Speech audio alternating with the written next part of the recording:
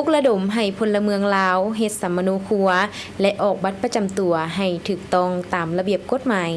สบายดีท่านผู้ชมที่เคารพยินดีต้อนรับบรรดาท่านเข้าสู่รายการพัฒนาฮักฐานมาพบกับข้าพเจ้าห้อยตีนางโอซินจันดารารับหน้าที่ดำเนินรายการท่านผู้ชมรายการพัฒนาฮักฐานแม่นออกอากาศทุกๆวันพุธเวลา 9:30 น. หา 10:00 น. และออกซ้ำคืนในวันเดียวกันเวลา 11:00 น. หา 11:30 น. ทางสถานีโทรภาพป้องกันความสงบ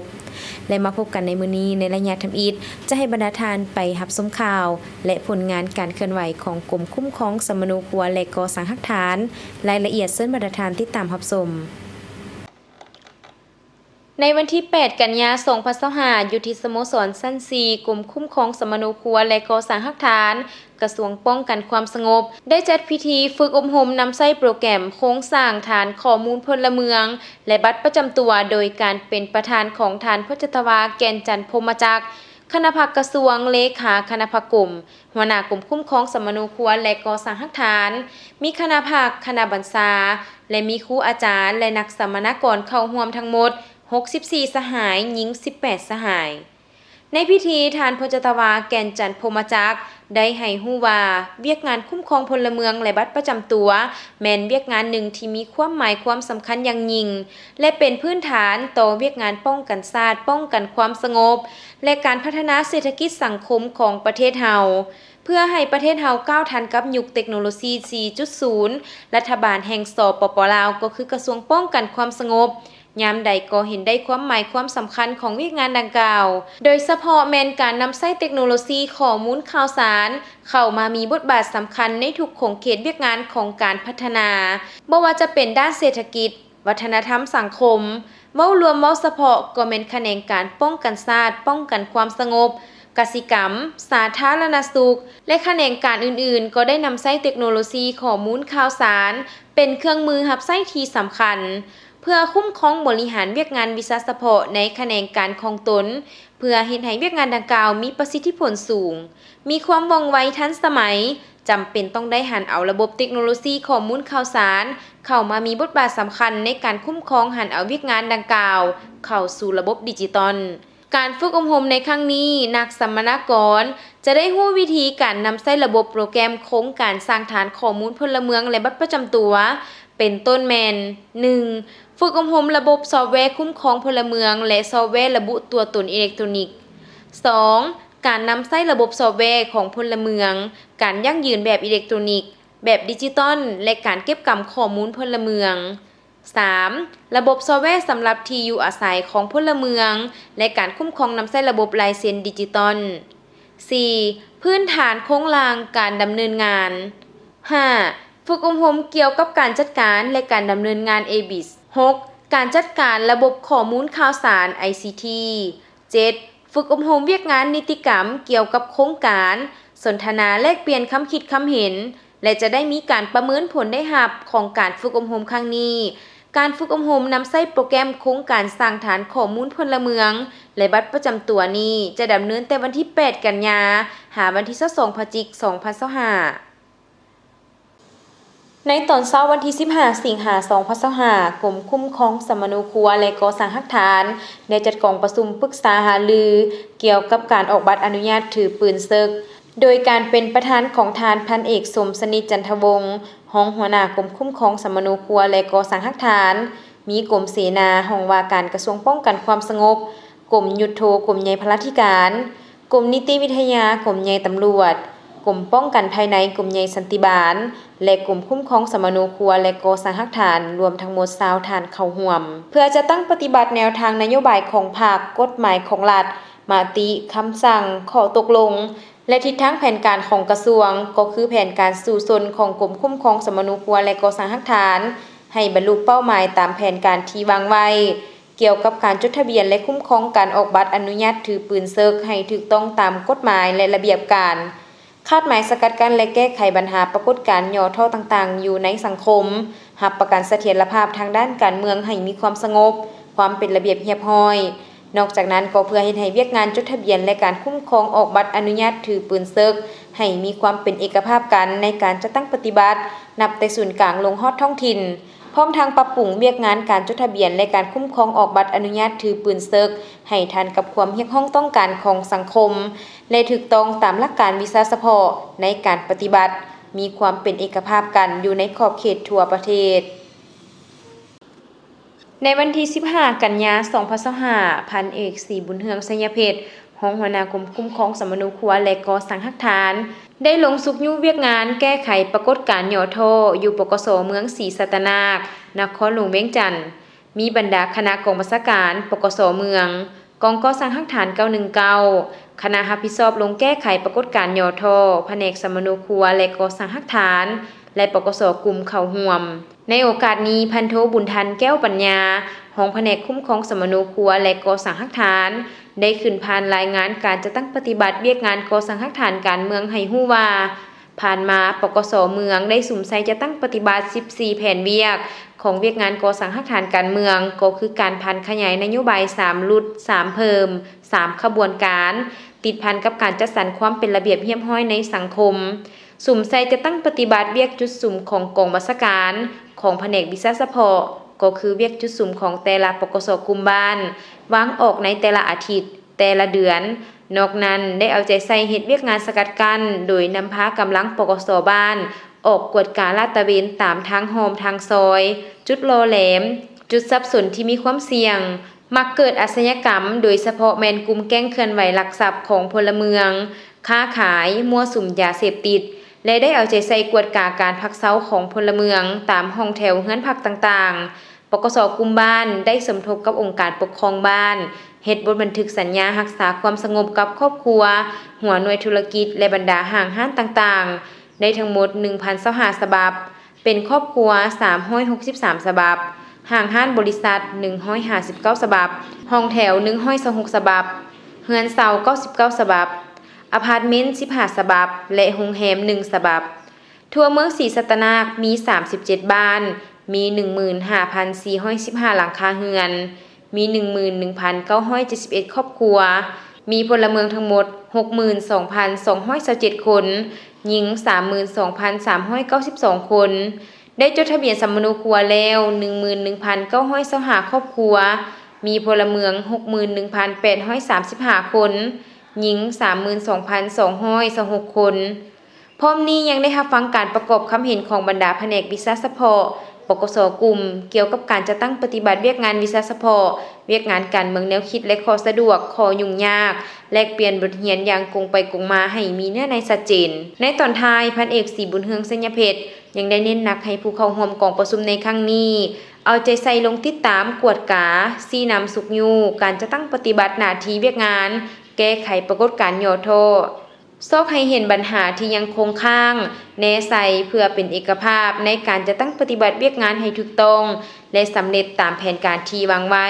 เพื่อรับประกันในการจัดงานวันสำคัญต่างๆของพรรคของชาติให้มีความสงบปลอดภัยเจ้าท่านผู้ชมที่ผ่านไปนั้นก็แม่นการนำเสนอข่าวและผลงานการเคลื่อนไหวของกลุ่มคุ้มครองสมนุครัวและก่อสร้างหักฐานแต่การนำเสนอข่าวของพวกเขาแม่นยังบ่ทันหมดเทื่อและยะหน้าจะให้บรรดาทานไปรับชมตึมอีกแต่ตอนนี้เฮาไปพักกันก่อน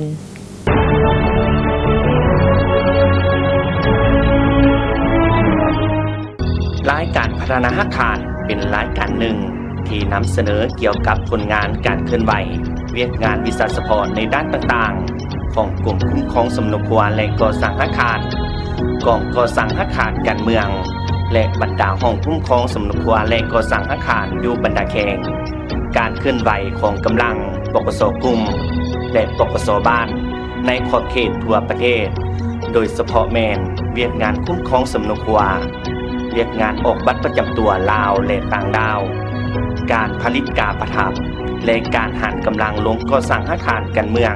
อยู่จุดโลแหลมในขอบเขตทั่วประเทศซึ่งจะออกอากาศทุกๆวันพุธเวลา 9:30 น. 50 โมงและออกอากาศซ้ำคืนเวลา 21:00 น. 21:30 น. ทางโทรภาพป้องกันความสงบและท่านสามารถรับชมย้อนหลังได้ที่ทาง YouTube รายการพัฒนาหักฐานติดต่อโฆษณาและตำหนิส่งข่าวได้ที่เบอร์ 030 4838 940 อีเมลกรมคุ้มครอง509 เจ้าท่านผู้ชมมาพบกันในระยะที่ 2 ของทางรายการจะให้บรรดาทานไปสืบต่อรับชมข่าว และผลงานการเคลื่อนไหวของกรมคุ้มครองสมนูครัวและก่อสร้างฮักฐานรายละเอียดซึ่งบรรดาทานที่ตามรับชมการออกบัตรประจำตัวดิจิตอลให้พลเมืองในระยะต้นนี้เห็นว่าได้รับการสนับสนุนช่วยเหลือและให้กำลังใจแก่เจ้าหน้าที่เป็นอย่างดีพลเมืองลาวมีความตื่นตัวสมัครใจและให้การร่วมมือในการจะตั้งปฏิบัติตามการแนะนำของเจ้าหน้าที่ในการประกอบเอกสารการสนองห้องห้อยนิติวิทยาและอื่นๆแต่ก็มีพลเมืองจำนวนหนึ่งได้สวยใส่ทรงวางของพลเมืองคนอื่นที่ยังบ่ฮู้สถานที่บอนออกบัตรบ่ทันฮู้ระเบียบการและอื่นๆได้สวยใส่โอกาสเก็บเงินน้ำพลเมืองผู้ที่มาในมูลค่า3-5 แสนกีบต่อบัตรซึ่งเห็นว่าผู้สวยโอกาสเก็บเงินนี้ขาดจรรยาบรรณจรรยธรรมสร้างความเสียหายให้แก่เจ้าหน้าที่เฮ็ดให้คนบ่ดีสวยโอกาสปั่นป่วนภายในและผิดต่อระเบียบกฎหมายของสาธารณรัฐประชาธิปไตยประชาชนลาวด้วยเหตุผลดังกล่าวจึงขอแจ้งมายังพลเมืองทราบทั่วถึงกันว่า 1. การเก็บค่าบริหารเอกสารในการออกบัตรประจำตัวดิจิตอลในปัจจุบันแม่นปฏิบัติตามข้อตกลงของรัฐมนตรีกระทรวงป้องกันความสงบฉบับเลขที่2068/ปกส.ลงวันที่ 14 สิงหาคม 2025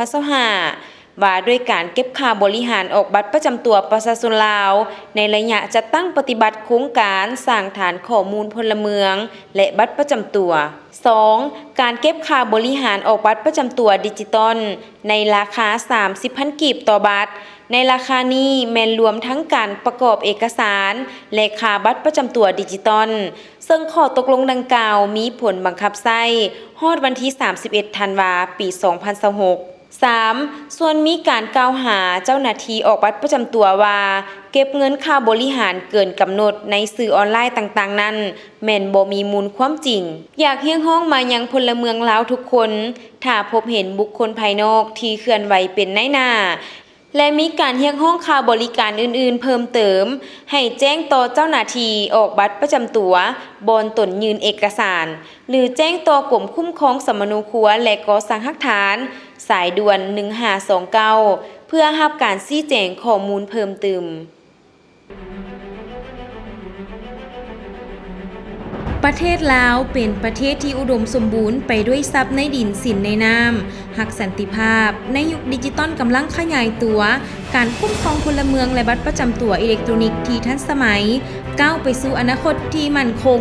เพื่อสร้างสาธารณรัฐประชาธิปไตยประชาชนลาวหันเป็นรัฐบาลดิจิตอลเศรษฐกิจดิจิตอลและสังคมดิจิตอลในการห้องทับนโยบายดังกล่าวกระทรวงป้องกันความสงบได้สุ่มใส่เวียกงานนี้ในการหันเปลี่ยนใหม่ในการคุ้มครองพลเมืองและบัตรประจำตัวแบบดิจิตอลให้กลายเป็นทันสมัยเทื่อละก้าวโดยได้รับการร่วมมือการเซ็นสัญญาจากกระทรวงตำรวจสังคมนิยมเวียดนามความจำเป็นต้องหันเป็นดิจิตอลในหลาย10 ปีผ่านมาการคุ้มครองสมนูครัวและบัตรประจำตัวอยู่สปป.ลาวคุ้มครองด้วยเอกสารและบันทึกแบบเจียโสเห็นให้เวียกงานคุ้มครองรัฐคุ้มครองสังคมการบริการสาธารณะมีความซักซ่า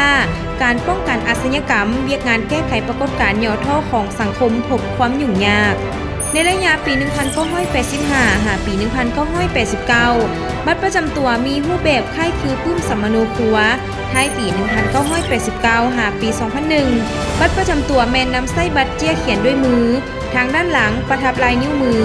ปี 2002 ถึงปี 2014 ได้นำไส้บัตรพลาสติกสีขาวปี 2014 หาปี 2023 นำไส้บัตรพลาสติกสีเขียวแต่ยังบ่สามารถเชื่อมต่อข้อมูลกับภาคส่วนแขนงการอื่นได้กดปุ่มเริ่มปฏิบัติโครงการอย่างเป็นทางการเดือนกรกฎาคม 2024 เป็นช่วงระยะประวัติศาสตร์ที่ท่านโตเริ่มประธานประเทศสังคมนิยมเวียดนามปัจจุบันนี้ท่านเป็นเลขาธิการใหญ่พรรคคอมมิวนิสต์เวียดนามที่ได้เดินทางมาเยี่ยมยามสปป.ลาวอย่างเป็นทางการด้วยไมตรีจิตมิตรภาพวันที่ 11 กรกฎาคม 2024 การนำ2ประเทศได้กดปุ่มเพื่อเริ่มปฏิบัติโครงการอย่างเป็นทางการในวาระดังกล่าวการนำกระทรวงป้องกันความสงบของ2ประเทศก็ได้ลงนามเซ็นบทบันทึกความเข้าใจเกี่ยวกับการสร้างและปฏิบัติโครงการสร้างฐานข้อมูลพลเมืองและบัตรประจำตัวการเปิดตัวโครงการที่สำคัญนี้ได้กลายเป็นบาท9อันใหญ่หลวงบ่เพียงแต่ทางด้านเทคโนโลยีเท่านั้น แต่ยังแสดงให้เห็นอย่างลึกซึ้งถึงวิสัยทัศน์ยุทธศาสตร์ของการหันเป็นดิจิทัลแห่งชาติในลาวรับใช้ประชาชนบริหารที่ทันสมัยพร้อมกันนั้นเพิ่มทวีการพัวพันมิตรภาพที่เป็นมูลเสื้อแบบพิเศษระหว่างลาวเวียดนามการพันขยายและจะตั้งปฏิบัติโครงการเพื่อพันขยายจะตั้งปฏิบัติโครงการกระทรวงป้องกันความสงบลาวได้เป็นเจ้าภาพจัดกองประชุมเผยแพร่เสื่อมซึมการจัดตั้งปฏิบัติโครงการในทั่วประเทศประกาศใช้ข้อตกลงฉบับเลขที่1800/ปกสว่าด้วยการแต่งตั้งคณะรับผิดชอบโครงการนายกรัฐมนตรีแห่งสาธารณรัฐประชาธิปไตยประชาชนลาวได้ออกคำสั่งฉบับเลขที่16/นย.ลงวันที่17 กันยายน 2024ในนั้นมอบให้กระทรวงป้องกันความสงบลาวเป็นเจ้าการประสานสมทบกับบรรดากระทรวงแขนงการที่เกี่ยวข้องเพื่อจะตั้งปฏิบัติให้มีประสิทธิผลสูง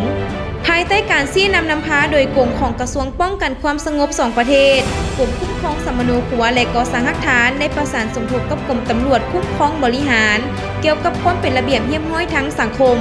ได้สร้างแผนการละเอียดกำหนดขั้นตอนและระยะเวลาจะตั้งปฏิบัติแต่ละหน้าเวียกของโครงการดังนี้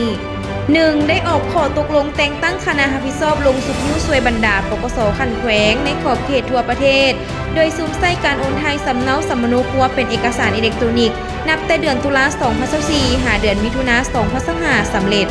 สั่งรวมข้อมูลพลเมืองจากหลายแหล่งรวมทั้งการโอนไทยข้อมูลซึ่งสามารถสั่งรวมในเบื้องต้นแมน 6,391,220 คน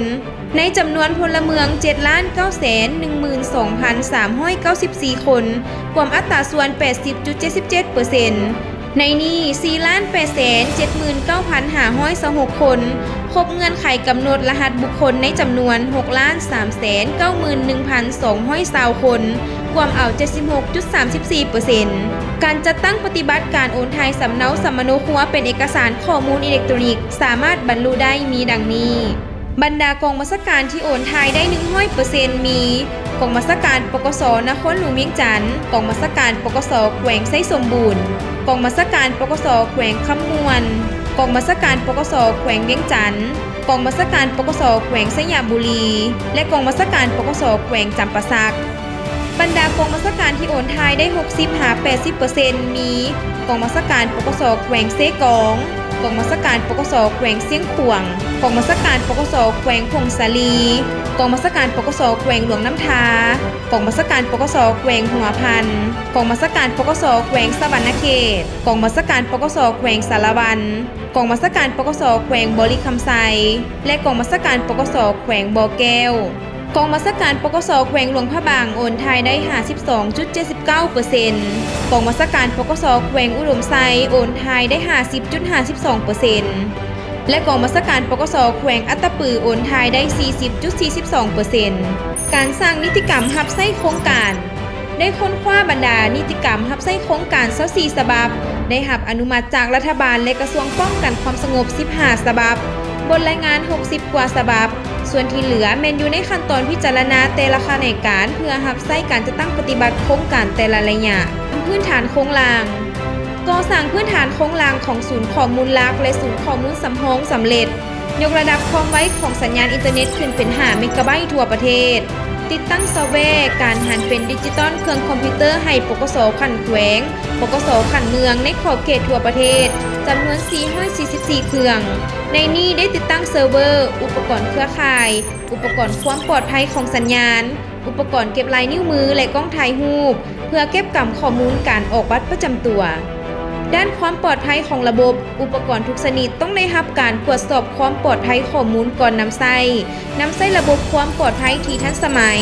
ทุกจุดเชื่อมต่อได้ติดตั้งอุปกรณ์ใส่รหัสข้อมูลเพื่อรับประกันความปลอดภัยของข้อมูลด้านบุคลากรกระทรวงป้องกันความสงบได้อนุมัติกงจักการจัดตั้งและบุคลากรของศูนย์ข้อมูลพลเมืองและบัตรประจำตัวปรับปรุงบอนเฮ็ดเวียกให้แก่ศูนย์ดังกล่าวสำเร็จโดยพื้นฐานประกอบบุคลากรทางด้าน IT ให้แก่กรมคุ้มครองสมโนครัวและก่อสร้างหลักฐานในระยะการหันเอกสารสมโนครัวเป็นดิจิตอลได้มีการฝึกอบรมให้พนักงานทั่วประเทศ333สหายแต่งตั้งคณะรับผิดชอบจากกรมคุ้มครองสมโนครัวและก่อสร้างหลักฐานไปช่วยเหลือปกส.ขันแขวงปกส.ขันเมืองในการติดตั้งแนะนำซอฟต์แวร์เสริมต่อสัญญาณและหันเป็นดิจิตอล เอกสารสัมมโนครัวในขอบเขตทั่วประเทศได้มีการฝึกอบรมให้พนักงานกรมคุ้มครองสัมมโนครัวและก่อสร้างหลักฐานในการเก็บออกบัตรประจำตัวส่งพนักงานไปฝึกอบรมอยู่สังคมนิยมเวียดนามเกี่ยมพิมพ์บัตรประจำตัวดิจิตอลในผันขยายเก็บกำข้อมูลพลเมืองเพื่อออกบัตรประจำตัวและพิมพ์บัตรประจำตัวเบื้องต้น 1,000 บาทก่อนจะผันขยายในขอบเขตทั่วประเทศมาฮอดวันที่25กรกฎาคมห้องว่าการสำนักงานนายกรัฐมนตรีได้ออกแจ้งการฉบับเลขที่1304ทับหสนยตามที่ชี้นำเกี่ยวกับการกำหนดวันที่30กรกฎาคม2025เป็นมื้อเปิดพิธีและประกาศนำใช้บัตรประจำตัวดิจิตอลอย่างเป็นทางการในขอบเขตทั่วประเทศฉะนั้นกระทรวงป้องกันความสงบมีความจำเป็นในการพัฒนาบัตรประจำตัวพลเมืองลาวฝั่ง10แบบใหม่ทันสมัยเป็นบัตรดิจิตอลนำใช้ง่ายต่อการยั่งยืนตัวตนของพลเมืองบัตรประจำตัวพลเมืองลาวแบบดิจิตอลนี้ประกอบมีส่วนสำคัญต่างๆดังต่อไปนี้มีเลขรหัสบุคคลมี13ตัวเลขแมนการยั่งยืนตัวตนของพลเมืองออกให้พลเมืองแต่ละคนนับแต่มื้อเกิดจนฮอดมื้อเสียชีวิตและบ่ซ้ำกับคนอื่น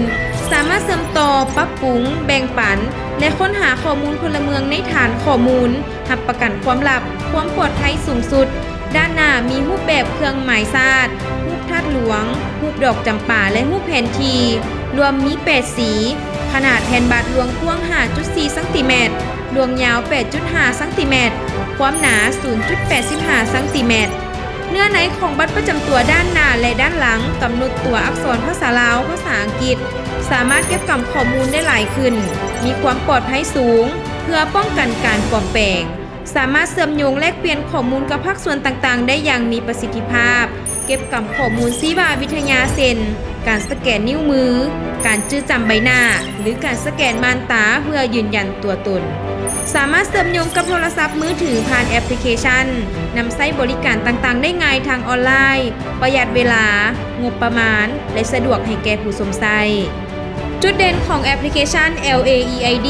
เป็นแอปพลิเคชันที่สร้างพื้นฐานในการระบุตัวตนของพลเมืองลาวหันเป็นดิจิตอลสนองการให้บริการทางเศรษฐกิจสังคม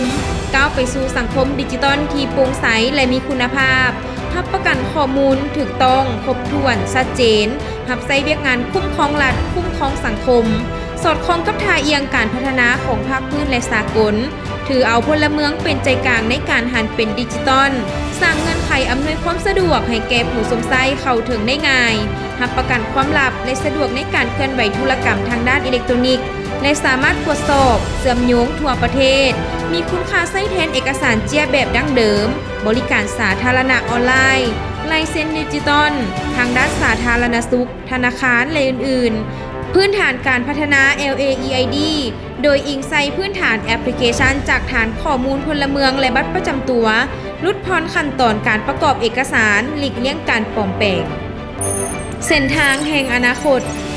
สาธารณรัฐประชาธิปไตยประชาชนลาวก็คือกระทรวงป้องกันความสงบมีความมุ่งมา่ปรารถนาและมีความตัดสินใจสูงต่อกับการนำใช้เทคโนโลยีที่ทันสมัยเข้ามารับใช้เวียกงานวิชาเฉพาะของกรมกองเพื่อให้ทันกับยุคสมัยในสายตาอันตื่นเต้นดีใจของประชาชนทุกๆข้อมูลส่วนบุคคลได้ถูกเก็บกำอย่างถูกต้องอยู่ในฐานข้อมูลแห่งชาติแต่ละมือแต่ละชั่วโมงระบบคุ้มครองพลเมืองและบัตรประจำตัวดิจิตอลค่อยๆกระจายไปทั่วทุกๆคนในทั่วประเทศบัตรน้อยๆ1 บาทแต่เป็นข้อกระแจสำคัญเพื่อไขประตูสู่การบริการภาครัฐและเอกชนแบบออนไลน์ในอนาคตเป็นขีดหมายแห่งการหันเปลี่ยนในการคุ้มครองรัฐคุ้มครองสังคมผลสำเร็จของโครงการสร้างฐานข้อมูลพลเมืองและบัตรประจำตัวได้กลายเป็นสัญลักษณ์แห่งบาท9บุกทะลุแม่นย้อนพักเฮาได้วางแนวทางเปลี่ยนแปลงใหม่ออกอย่างถูกต้องและทันการสอดคล้องกับสภาวะความเป็นจริงของประเทศชาติและความมุ่งมั่นปรารถนาของประชาชนทั้งสอดคล้องกับการหันเปลี่ยนของสภาพแวดล้อมสากลผลสำเร็จนั้นแม้นความตัดสินใจสูงของการนำกระทรวงป้องกันความสงบนับแต่ศูนย์กลางฮอดท้องถิ่นในขอบเขตทั่วประเทศและการร่วมมือของพนักงานนักรบที่ได้สุ่มเหือแหงเข้าในเวียกงานที่ภาครัฐมอบหมายให้แม้นการร่วมมือกันระหว่างสองชาติลาวเวียดนามร่วมกันสร้างอนาคตดิจิตอลที่มั่นคงโครงการสร้างฐานคุ้มครองข้อมูลพลเมืองและบัตรประจำตัวจะยังคงเป็นเส้นทางที่เต็มไปด้วยความยุ่งยากและท้าทายแ แต่เป็นความภาคภูมิใจที่จะนำเอาความผาสุกมาสู่ประชาชนของสาธารณรัฐประชาธิปไตยประชาชนลาวชาวเวียดนามเราหาแข่งกันแต่ดึกดำบรรพ์มานานพันปีวงดื่มน้ำของกองดองสามัคคีสองสาที่เราเคยมีเอาที่ผ่านไปทั้งหมดนั้นก็เป็นการนำเสนอข่าวและผลงานการเคลื่อนไหวของกรมคุ้มครองสมนุครัวและก่อสร้างหักฐานตลอดระยะ1 อาทิตย์ผ่านมาฮอดนี้เวลาทางรายการของพวกเฮาแม่นได้หมดลงเพียงแถวนี้ขอขอบใจบรรดาทานที่ให้เกียรติติดตามรับชมรายการของพวกเฮาแต่ต้นจนจบและท่านสามารถรับชมได้ใหม่ในอาทิตย์หน้าวันและเวลาเดียวกันนี้ข้าพเจ้าห้อยตีนางโอซินจันดาราพร้อมด้วยทีมงานต้องขอลาท่านผู้ชมไปก่อนสบายดี